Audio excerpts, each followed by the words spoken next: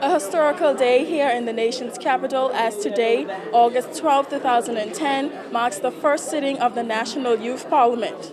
20 young parliamentarians from across the length and breadth of the Turks and Caicos Islands met in the House of Assembly for the first time as the first ever youth parliamentarians to debate in the House.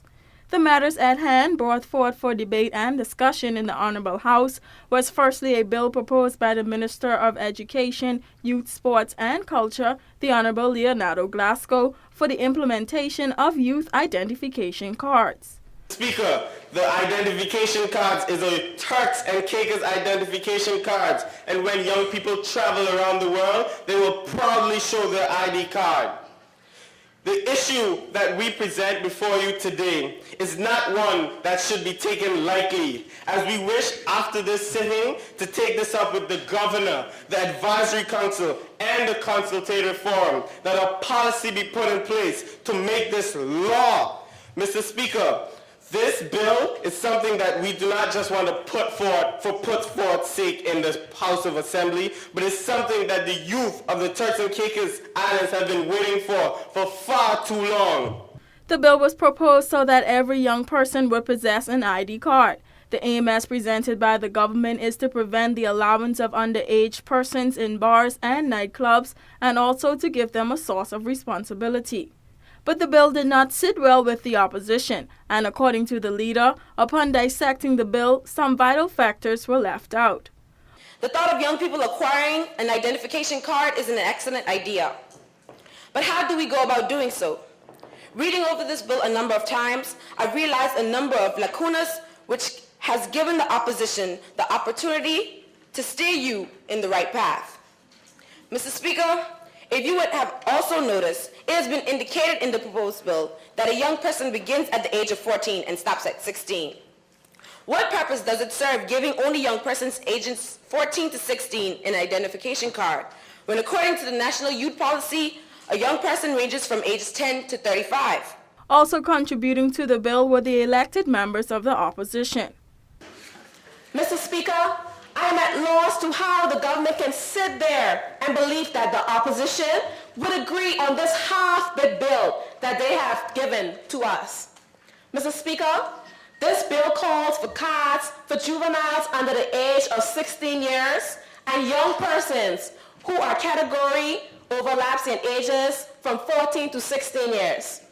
Mr. Speaker, this alone shows that the government believes in unnecessary duplications, as young persons are also juveniles. Therefore, to have just listed juveniles would be sufficient. Mr. Speaker, the NHIP card is a mandatory identification card. Why is there a need for a next identification card? Another card that can be used in our country is the National Insurance Card.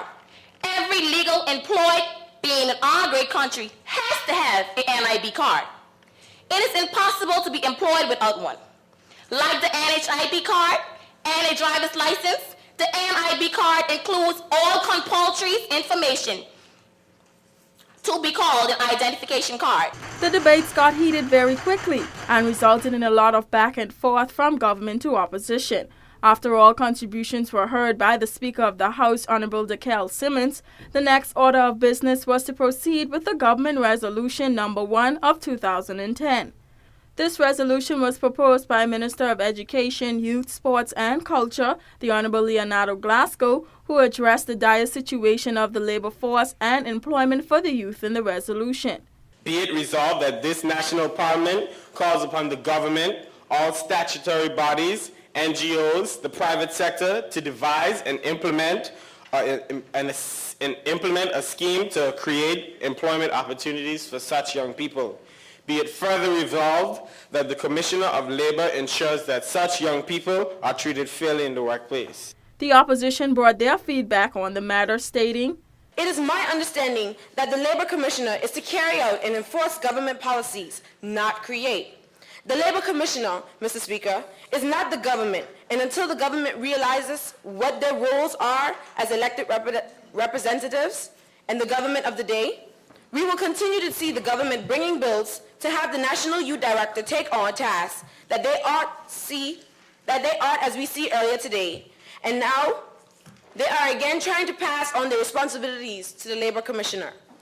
After all contributions were heard in the Honorable House, the Honorable Speaker moved to proceed with the voting process on the resolution.